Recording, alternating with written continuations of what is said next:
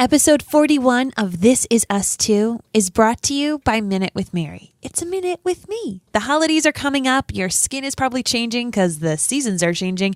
And you might be scratching your head thinking, I want to look a little zhuzhed up for the holidays, but I don't know where to start. Oh, my friend, I am here to help zhuzh. Yes, zhuzh. I would love to zhuzh. Search the hashtag Minute with Mary on Facebook and request to join my marvelous VIPs. Love to have you there. I have this dream, and I want to give it a shot. Oh, you should. You have a really beautiful voice. Thank you. Jack.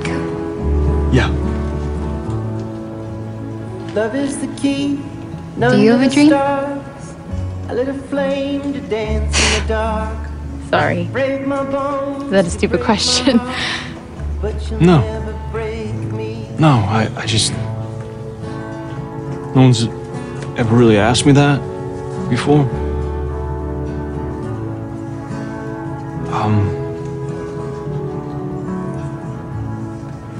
Right now, I just want to make sure my mom is okay. Get her settled at her friend's place, and then, I don't know, decent job, a wife, family, a house that feels nothing like the one that I grew up in.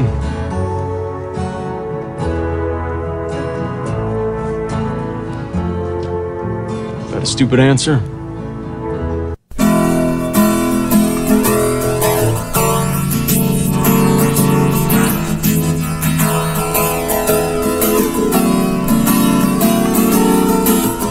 From Cranston, Rhode Island, welcome to This Is Us Too. It's a podcast dedicated to This Is Us on NBC. So sit back, relax, and let's all have a good cry.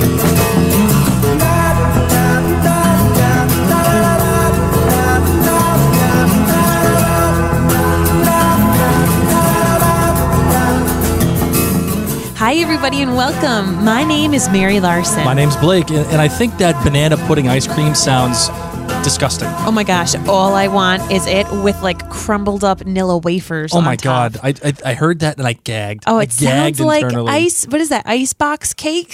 That's even worse. That's literally what I'm picturing, and I think it's so delicious. Even worse. You don't like banana pudding? No. With Nilla wafers? I don't want banana pudding. I don't want banana anything. Banana nothing. And the only way I want banana is if it's slabbered or slathered. Slathered? There you go. Slathered. Slobbered, yeah. Slathered in chocolate frosting. That's the only way I want banana in any way in my life. And maybe if it's in cake form. You obviously have not had quality icebox cake. Oh my God. I don't even know why it's called that, but it's downright Icebox cake delicious. is gross too. It's just a bunch of stuff they put in a can and freeze it. Ugh. Anyway, this episode I felt like I found myself going towards the whole dream sequence with Kate. And I know that there are a lot of people out there that didn't quite like this dream sequence. Mm-hmm. I kind of understand it. It's a little tad gimmicky for me. It's like, hey, look at this. We have 3 Kates all together. But, I found myself really gravitating towards it because I remember when my mom died, and actually for years and years and years after, I had the same recurring dream with my mom. And it was of she and I, we were on a cruise ship. Actually, when I was a kid, my family, my mom, my dad, they always took me on cruises. My sisters were much older than I was, so my sisters were already out of the house. And after my mom died, well, we went on cruises and we used to, hang out and go to shows and, do all the stuff, that you do on cruises. And at the time when I was a kid, cruises were special, dude. They had it was white glove service. I'm not saying Titanic special, but it was special. Now, anybody could go on a cruise and anybody, and that's great, but anybody can do it. And the service is terrible now and the food's not as good. Not all the time, but I get what you're saying. You know what I'm saying? But at the time it was very special. My mother, for formal nights, she used to get dressed up in these really expensive sequence gowns and you wear tuxes. It was a thing, right? So after my mother died, I had recurring dreams of my mom, and I had it for years. Anytime I dreamed of her, I dreamed that she and I and my dad, but more specifically, she and I were at like one of those bars that, like one of those like martini bars. And in those martini bars, they used to have like jazz bands, and they would play. Okay. And you would dance and whatever. And my mom always used to ask me to dance. And I never wanted to dance with my mom because it was weird. It was creepy. You dance with your mom, like I didn't want to do that. But I would do it because she's my mom and I loved her and whatever. So I would have this recurring dream of dancing with my mom. Ooh.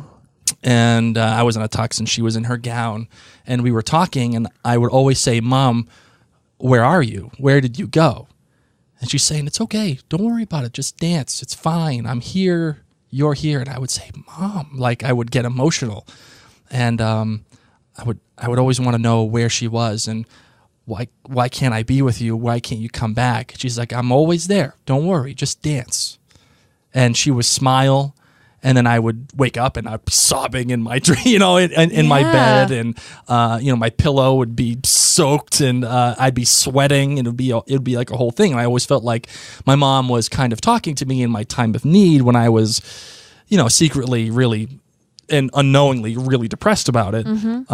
I always had recurring dreams of my mom dancing on a cruise ship with a gown and asking her where she was and if she was okay. And she always told me to smile and dance. And that's why I can get on board with what happened with Kate and Jack.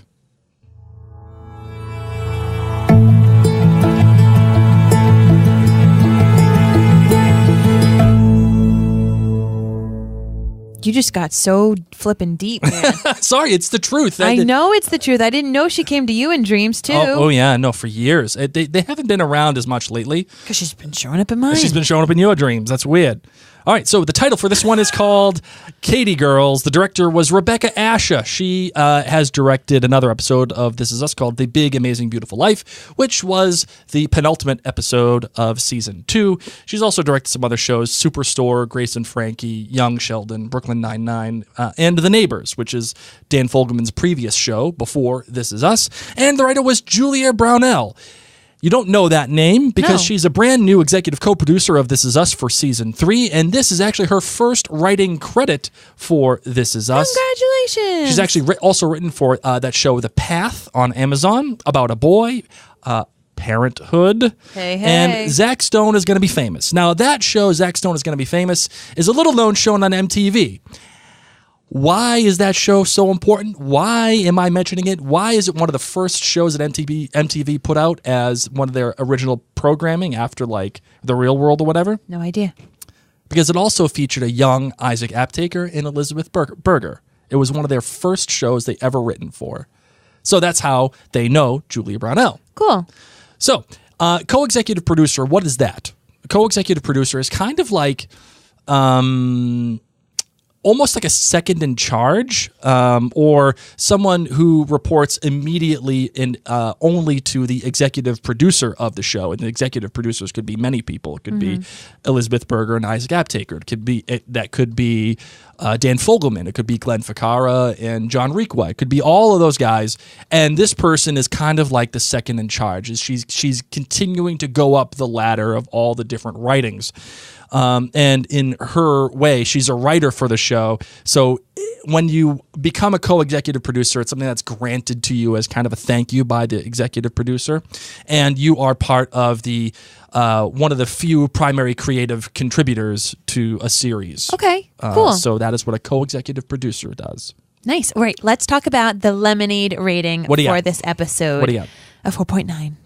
4.9. How come? I really, really liked this episode. Mm-hmm. Things kept surprising me. And even before we started recording, I was like, Blake, we're going to have to be careful with how long this episode goes because so much happened in it. Like, so much happened in it. So many people were in it. Yes. We got Jack. We got William. Mm-hmm. We had these little glimpses of these people who we know and love, who we don't really get to see that much because neither of them are alive in the current storyline. Mm-hmm.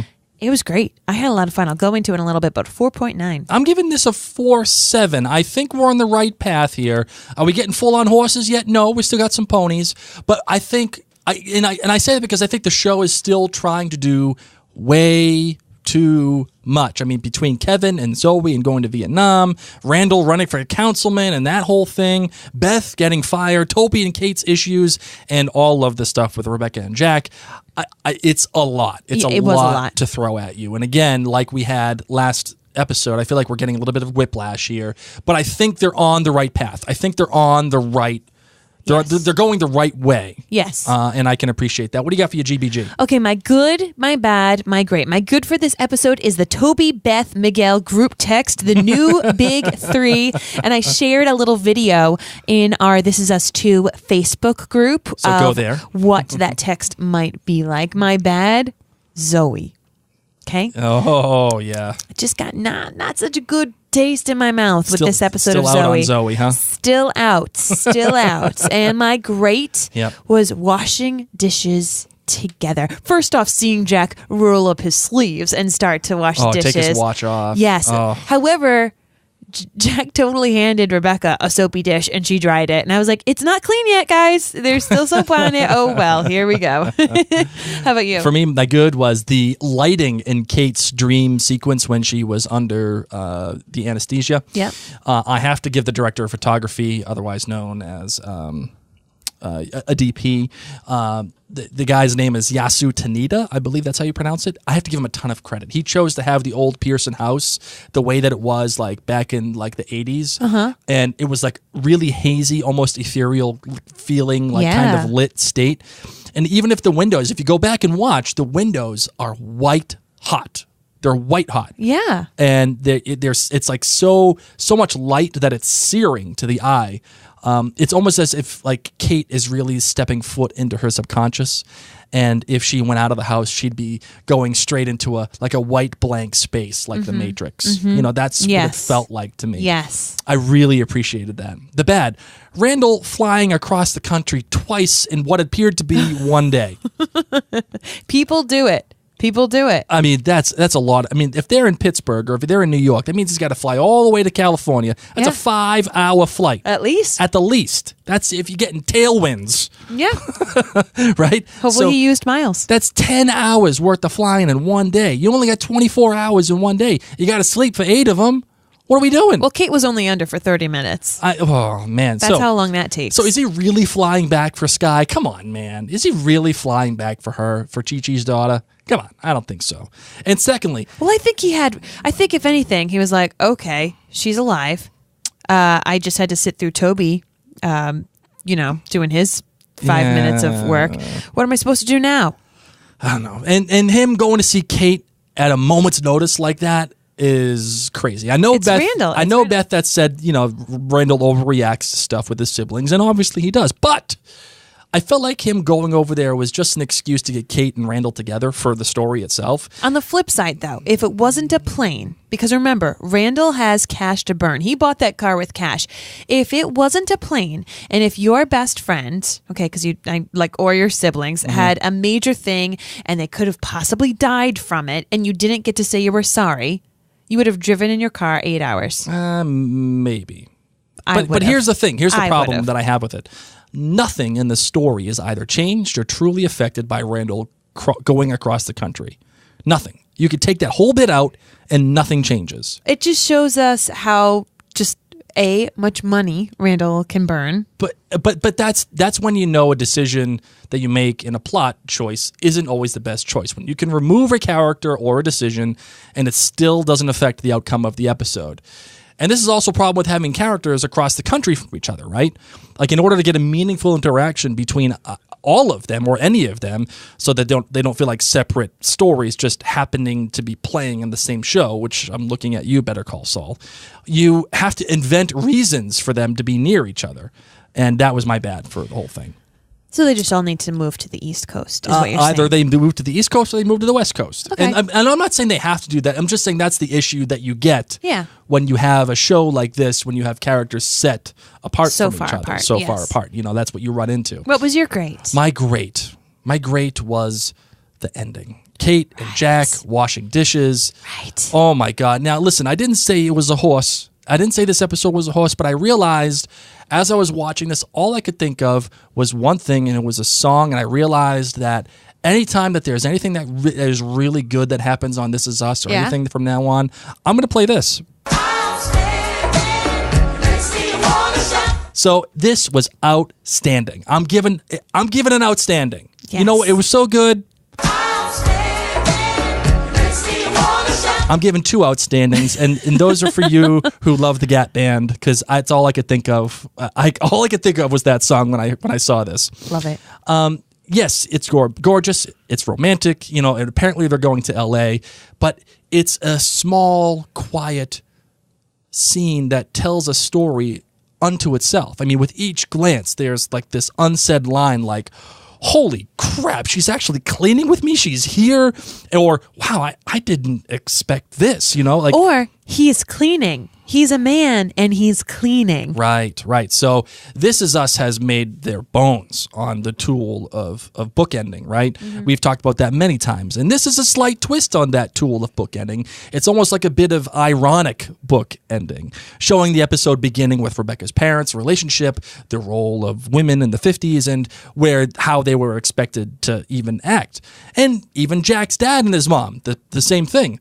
And, of course, Rebecca wanting nothing to do with any of that. But when she sees the gender flip with Jack just washing dishes after he made dinner, and his mom and her friend went for a walk, and Jack not asking Rebecca for any help whatsoever, Yes. by the way, she sees that not only is he a different guy, one that she has a good feeling about, but one that she actually wants to live in this life together. Mm-hmm. They are equals. One where she wants to do the dishes with him. It's like this scene was like, it's like if The Breakup and Mona Lisa Smile had a baby. I don't really know that movie that well. Which one? You know Mona Lisa Smile, the one with Julia Roberts. Oh, okay. I thought you said The Breakup in Mona Lisa Smile, and I'm like, I don't know what that means. Well, I thought that was an entire title. No. The Breakup in Mona Lisa Smile. Okay, No, now I the understand. Breakup, Jennifer Aniston yeah. movie where she gets waxed. Yes. And then the Mona Lisa Smile movie with like... Right. Because it has an ending that you don't expect. Yes. You don't expect Rebecca to be like, oh, okay, I'll just wash dishes. Yeah. And The Breakup is where I want you to want to do the dishes. He's like, why would I want to do the dishes? It's ridiculous. I like that you didn't laugh about my breakup. The only thing I took from it was Jennifer Aniston got waxed. So Continue. I love this scene and everything that it entails because, yes, it's love at first sight. And, yes, they can be spontaneous in going to L.A., but it's also a sign for what is to come for Rebecca, being at home, children, Jack being at work, not being in California singing, but washing dishes and letting her career go down the drain. Ooh, deep. Which only enriches Moonshadow even more when Jack tells her it's not a career singing in pubs, and that's why she's so hurt by it. Ooh, This whole scene, Dan Fogelman teased it saying, you know, it reminded him of Ghost, like the amount of like romanticism involved in it. Now, it's not Ghost. We're not doing pottery here. We don't have Patrick Swayze shirtless with Demi Moore. Yes. Doing pottery. But, and I will always welcome Ghost. Ghost should get an outstanding, okay? Yes. But it is reminiscent of that in that kind of romantic kind of way. And this whole ending, it's one thing I'll never forget, and it was gorgeous. So, you ready for the big 3 feedback? Yeah. And we said, That's 3. big 3? Big 3! So J.L. Lecrae says, I'm going to rate this episode 4.9. It wasn't totally gut-wrenching, but man, did it hit me in unexpected and really personal ways. The good was Jack freaking out over the grenade. It wasn't something that I expect him to hit me as hard as it did, but seeing as my husband is a vet, it's the reaction I'd expect from him with our son. The great was Randall flying across the country to visit Kate. My uncle actually did something similar for my mom because he needed to just see that she was okay. And the best, because she did a great best, it's a tie between the scene with Kate and Jack and Rebecca and Jack. Both were so powerful in such different ways. To see Kate really want to stay with Jack reminded me of a dream I had when I went through something similar with my grandmother shortly after her passing.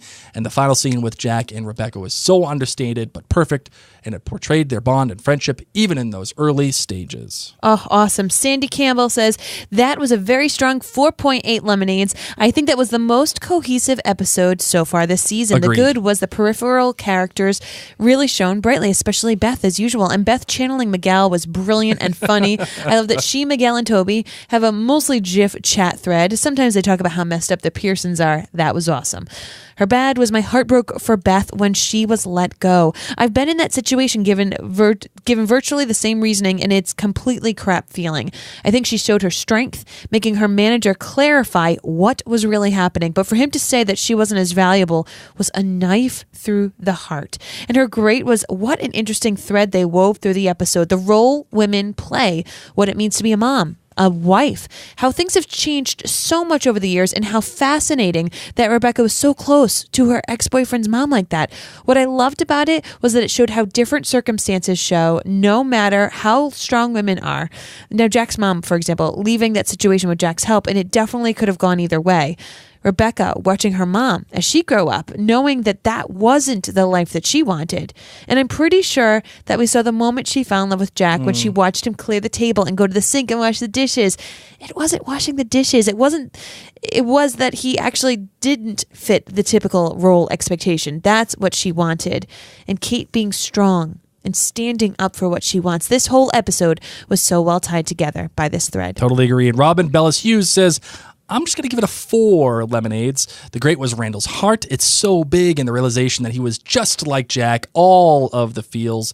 The good was Kate's anesthesia-induced dream and her not wanting to wake up with Jack. The tears were rolling down her face. And the bad was, and it's only 4 lemonades, because I still feel like something is missing. It's moving slowly, and I feel that there continues to be too many questions and not enough answers. I was hoping for a bit more from this one.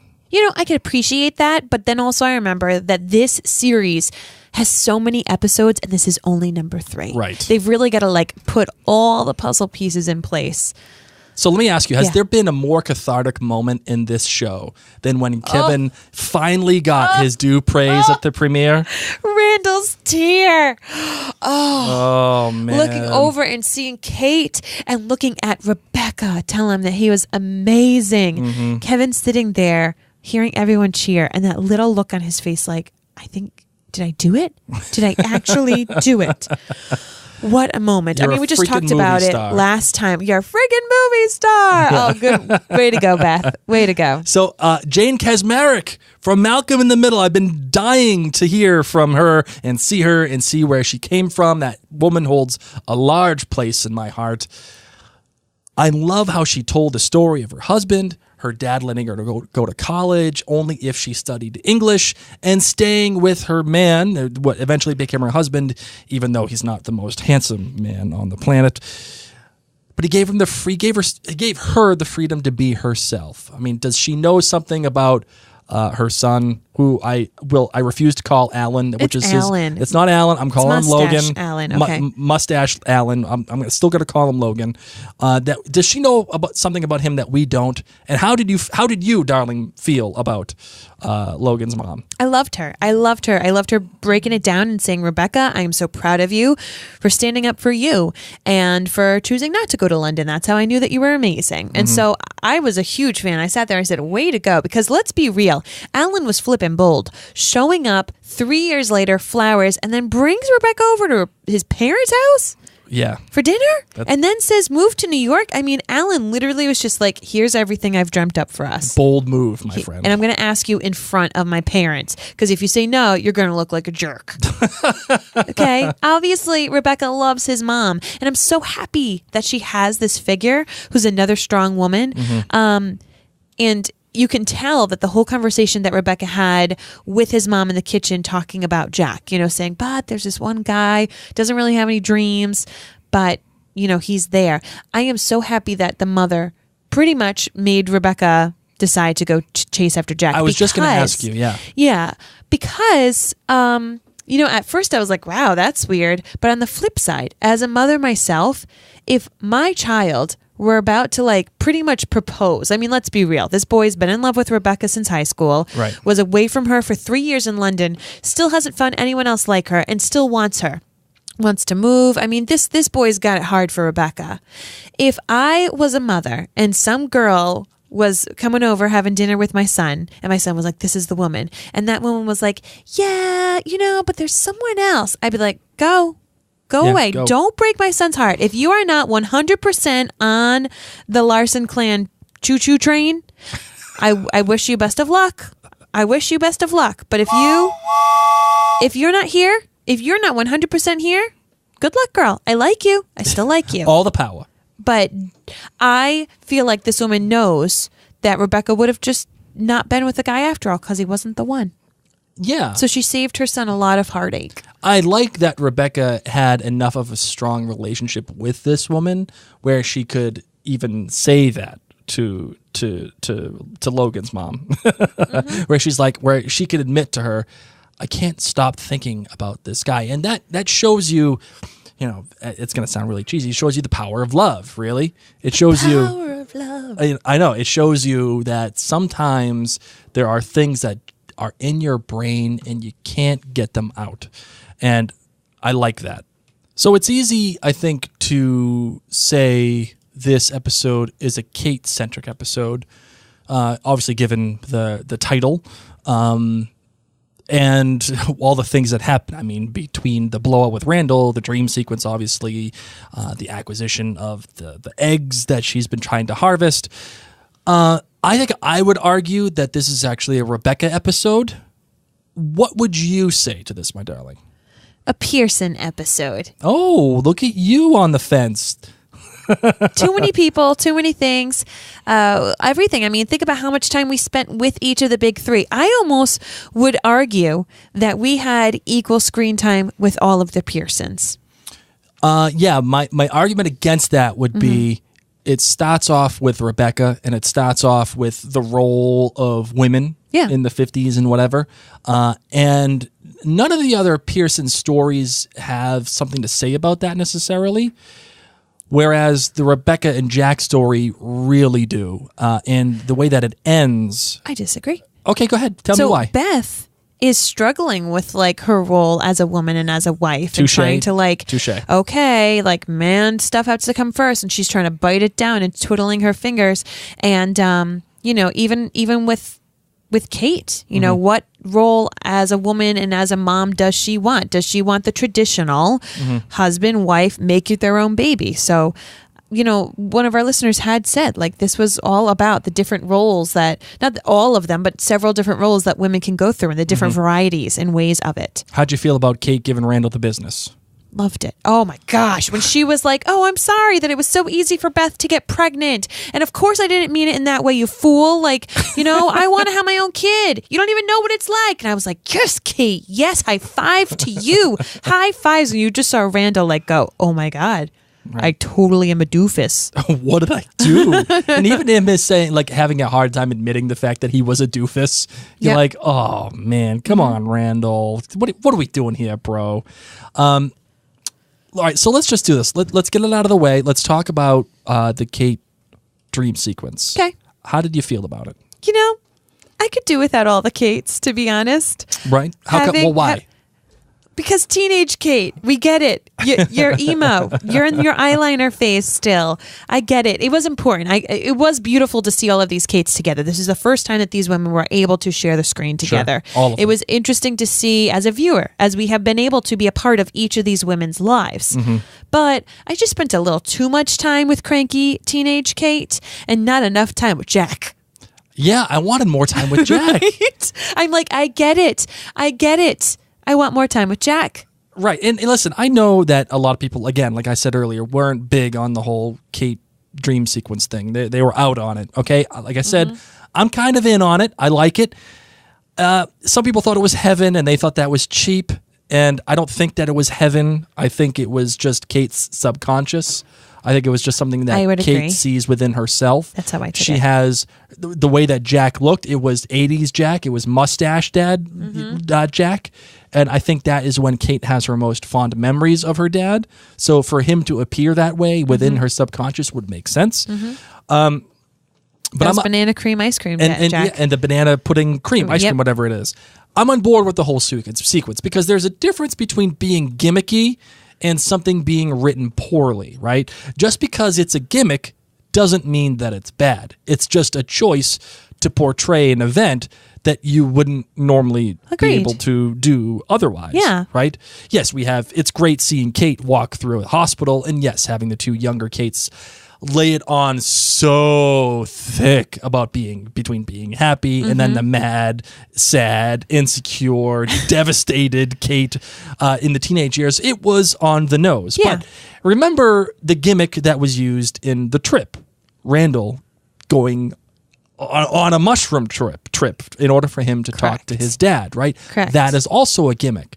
And By now, all big three have had a scene with adult Jack. this was Kate's first real scene with adult Jack. I mean, she had a moment with him Or in the adult wedding Kate. episode. Yes. But you're right. it Yes. wasn't something that we could really dig our teeth into. It was just kind of a brief flash, a brief This camera was like shot. the interaction one. Right. So, but remember back again to The Trip with Rebecca trying desperately to keep all the doors locked and the Yep. windows and running back around. And this show, That's me after I watch a horror movie, by the way. Like me on Halloween when Blake's like, let's watch our once a year scary movie. That is me. that was me after Paranormal Activity. Exactly. Couldn't sleep for a week after that film. I thought if I cuddled Mary like extra close, the monster wasn't going to get me. I swear to God, that is the absolute truth. But remember back to that scene, right? That this show, This Is Us, is on the nose. It's made its bones on that. Either you can accept it or you can't. But what works so well, in my opinion, about this whole sequence is the fact that Kate is finally getting to interact with her dad. When she turns around and says, "Dad?" Like, oh my God, you're here. Yes. You're Yes. here. And then Jack's response is just a simple, "Hi, Katie girl." Think of that. Think of that. The Katie girl. That whole sequence is really a beautiful thing, and something that It truly was. I think if you haven't lost a parent or a friend or a brother or something, if you had a dream sequence like that in your own life and they had something that they called you to the effect of Katie girl, it would be very cathartic. And like, is it a little cheesy that, angsty, devastated Kate's like, "Stay here, adult Kate"? No, but don't people say that they kind of have a choice when you're on that line, that you kind of have a choice if you want to keep living and not? Sure. So Yeah. I didn't think it was too much. And I get it. I totally get it. But I also thought it was significant that they are back in the ice cream shop, too, getting the banana pudding ice cream, and then seeing Kate look at the big three babies and then an empty baby bin for hers. I think I'm going to make you like This Is Us food, and it's going to be lemonade and banana pudding ice cream. And lasagna. Are you in or out on the whole Councilman Randall storyline? Totally out. I'm out on Randall, it, too. like, you don't even live in South Philadelphia. How can you run for office there? Born and raised. Well, that's West Philadelphia. Oh, sorry. Unless, okay. I'm thinking South Detroit. Sorry. Truth be told, when you're in a pageant, a beauty pageant, if you can either live there, go to school there, or work there. So many women actually like compete in multiple pageants if they don't get into the one that they originally like are closest to. I don't think that's how it works in politics. Like, just because Randall owns property there, I don't think means that he'll be able to run, but I guess we're going to find out. But he obviously didn't think it very through. But whatever. I mean, I've come home and said some crazy things to you after I have a nice long drive, and I said, this is what I want to do. I totally want to make a podcast about This Is Us. We've never watched it, but I totally think we should do it. And we're going to do it in the same time as we're doing Outlander. Guess what? And we're going to like cram it all in. And then like a couple of months. I'm going to run for councilwoman. Oh, yeah. I wanted to do that so yes, bad. you did. And what's your nickname that I call you? Leslie Nope. So Because Mary is always out there to help. So I totally believe Randall tries to do this. I will be interested to see if he possibly can. I don't fault him for being a bad husband. I mean, he came home. He has a lot of emotions. He probably drank a couple of 5-hour energies on the plane. Couple? So, probably downed the whole plane. I'm not watching this episode saying Randall's a bad husband. I'm not. I know some people are like, oh, he should pay attention to Beth. Beth also needs to speak up. Yeah. And maybe later tonight, Randall should say, honey, how was your day? Well, she did admit to him that she got fired. Oh, yeah. She did admit. Oh yeah, and then So, it was like, quiet and like cut. Yeah, so I feel like they're gonna have that Yeah. conversation. I don't think Randall's a bad guy. I don't think so either. I think he just gets caught up. Yeah. I think he gets caught up Like in me. all the things. Yes, okay, Leslie. Yes, you do. And as much as I didn't like Randall going across the country, downing all the 5-hour energies that there was on the plane, there was actually a great conversation and confession between he and Toby about their emotions and how they are either depressed and or anxious. And trying to balance being human with being masculine. So how great is this Right. that we got to see these different varieties of women and moms and Yes. what that role might be. And then having these two amazing men, humorous, who make us laugh all the time, who are also able to bear, what it's like to be a man and really the things that they feel like in their role they need to hide. Now, if you wanted to make an argument to me that the purpose of Randall going across the country is to have this conversation with Toby, I would agree. Yes. I'm not saying you're right. I'm saying there's a conversation to be had. It's Toby waving a little flag saying, here's my little hint, family. Well, here it is. They learn about each other. That's the one thing that comes out of this whole sequence. They learn about each other. And it finally proves the connection between Jack's stoicism and how he passed it down to his kids. Yeah. Remember, they were looking at each other saying, because, man, Yes. they're banging their chest. Like, you gotta hold all that stuff down, which I feel like in and of itself is a piece of Jack that actually Randall has, right? That is something that he Agreed. can actually pass down to his kids. It may not be the best thing ever, but it is a part of Jack. And he's saying that we're trying to find these pieces that always keep him alive. Yeah. Keep him going in our lives. And it was almost like Toby was going to tell Randall about his depression. So close. Like he was going to tell him about the pills. Yes.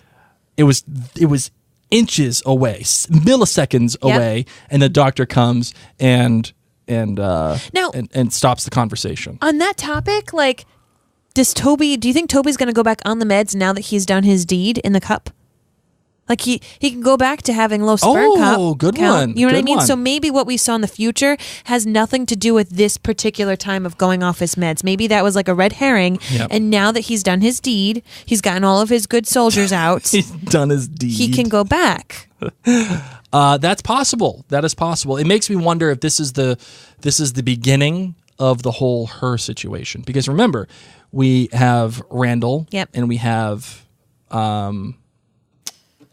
Toby. Yes. In the fast forwards. Yes. So I wonder if that's what the deal is. Okay. Lastly, Yes. William and Beth. Oh my gosh. Give it to me. Give it to me. Oh, Swoon. swoon. Yes. What he says about being the How base. is this lastly? How are you saying that this is lastly? Because I just thought about it. You're skipping Kevin. Oh, Kevin, that's right. God, everyone. And where's Kevin? Oh, yeah, he's dead. You did it. Shame. He's dead. I could tell you were the middle child, the forgotten child. Oh, my Kevin God. getting grilled about, not grilled, but hold on. I deserve another one. yes, you do.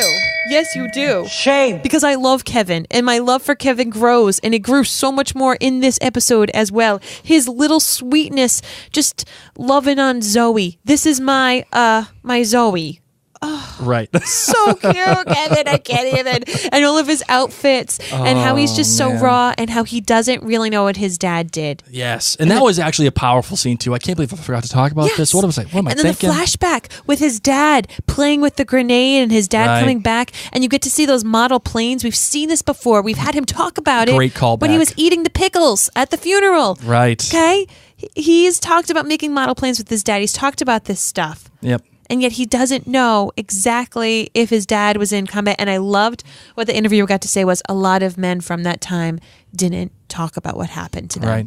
And just see, this was a beautifully shot sequence because it came right up on Justin Hartley's face. And it was, all of the emotion was there. Can't believe you forgot Kevin. I did. I know. did. I'm sorry. I screwed it up. Yes, you did. And you know what it is? It's because I'm out on Zoe. I'm like putting Zoe out of my existence right now. I know. And right now she's entangled. I don't like it. But going back to William and Beth before I forget this one Yes. too. I don't get another shame bell. When he talks about being the bass and the trumpet and how that changed. This was all Meghan Trainor is all about that bass. I know. Okay.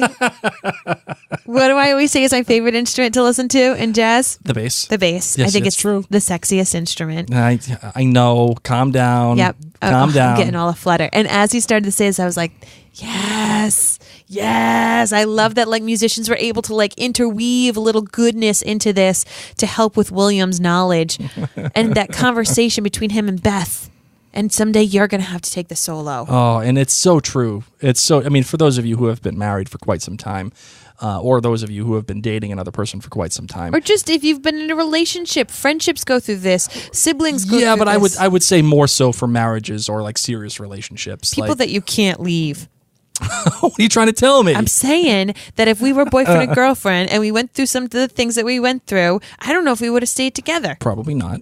You would have dumped my ass a long time ago. I would have been stuck.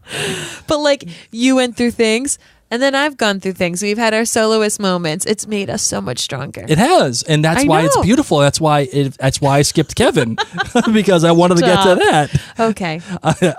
So the episode actually closes with a beautiful song as Jack and Rebecca are washing dishes. It's actually by Inara George. It's called "Release Me," and it is stunning. Inara, the singer, she actually lost her dad when she was only 5 years old. Oh my and gosh. she wrote this song, "Release Me," because it explores the transformative power of grief from the perspective of her mother. Yeah. And it recounts her mother's delicate plea for closure and tenderly articulating the inexpressible emotions that left behind in the wake of her husband's death, which was, again, her father. And the lyrics for this song are really gorgeous. It says, "My love, I will always love you, but I will never forgive you for being gone for so long.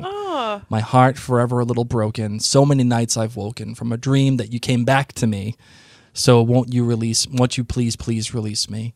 I've been the best at doing the best that I can. I've spent my life in the shadow of a man. Now I want to be the writer of this song and a love, not just a longing in a world that is calling me to be free. Oh my gosh. Only I know what has been between us. Some people don't believe us.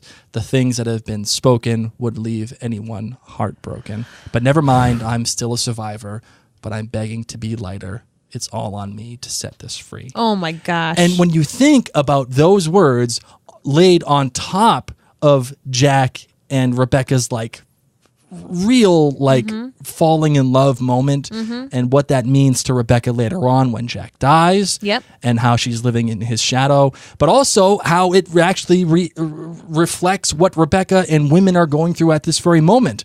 I've been in the shadow of a man and I need to be set free. I am the one that has to write this story. I need to do this.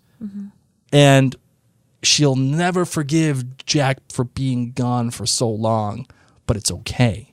She still loves him. Oh my God, when you start putting all of that together, what a perfect, stunning, unbelievable choice. You know what was lovely?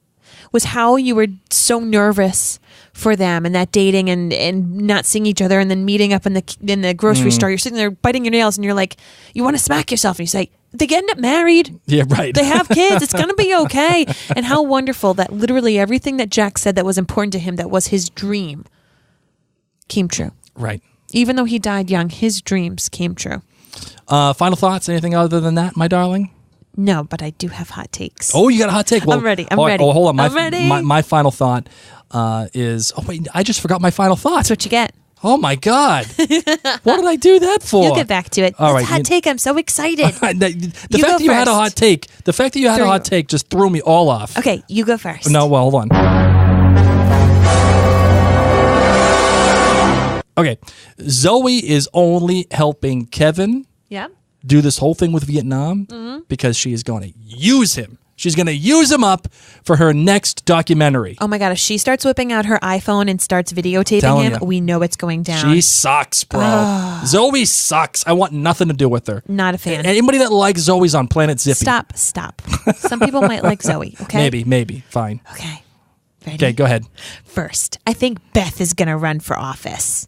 Really? Because Beth's better at it than Randall. Beth is a little bit more solid. She's been dealing with all these political people. She's been dealing with governmental stuff. She's already doing a lot of these That's things. a good idea. I think Beth's going to run for office. And she's going to tell Randall, you go make your money doing wind farming again, you nerd.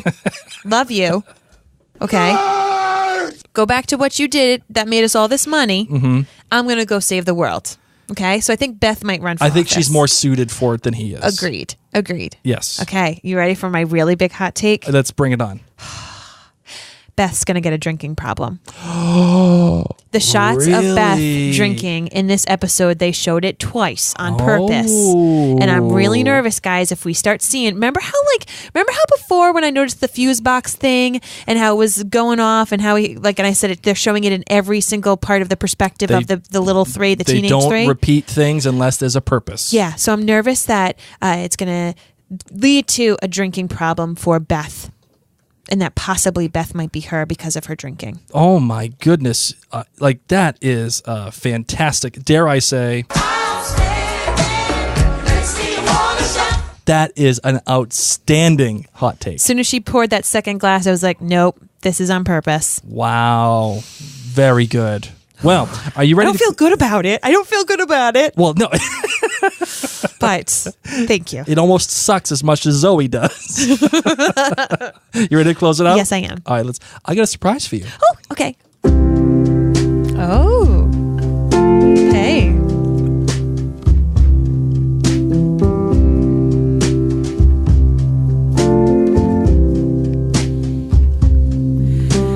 My love,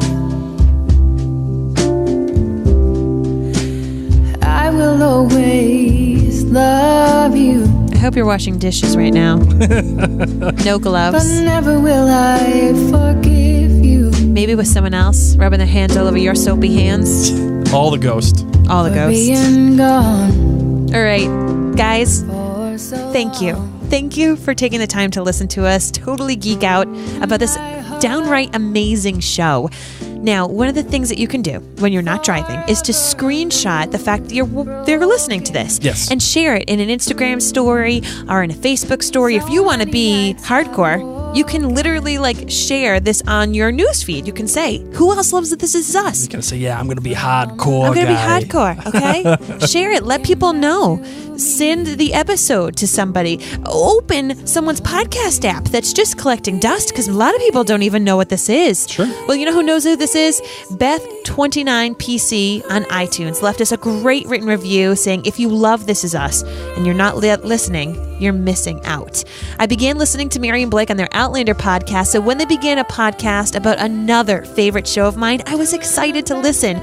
More than a recap of the show, Mary and Blake analyzed technical aspects of the show and story development that I might not have otherwise recognized. From the beginning opening theme to the show clip to introduce the episodes, I feel all the feels in every episode podcast. Let me see. Sorry, I got all lost. I'm so excited. Go ahead. Their personal stories add so much because everyone can relate to their storylines of This Is Us in some way. I can't wait for them to continue on, and I get more excited. Well, thank you. And by the way, we had our 56th review already. That was from Donna Antarami, and she already has her shirt from the Mary and Blake store. It says Tuesdays are for the Pearsons. It was in turquoise. Good job. Good choice, Donna. Nice. And we actually already had our 62nd review. You guys came out in droves. And that was by Juju Nielsen. So Juju Nielsen, if you're out there, I don't know who you are. I don't know your address. I don't know nothing. But I'm telling you, we got your review. You are the official 60-second review. Yay! So send me an email over at maryandblakemedia@gmail.com. Listen, I don't want any imposters. Just Juju. No imposters. I don't want fake Jujus. That's bad juju. Oh, guys. I hope that you all have a fantastic, fantastic day. Can't wait to watch next week's episode. That voiceover man, the episode not to be missed. Or whatever he said. Yeah. You're like, oh my God, is the house burning down again? It's the Vietnam episode. With voiceover man. Guys, thank you. My name's Mary. This is Blake. And this is Us Too.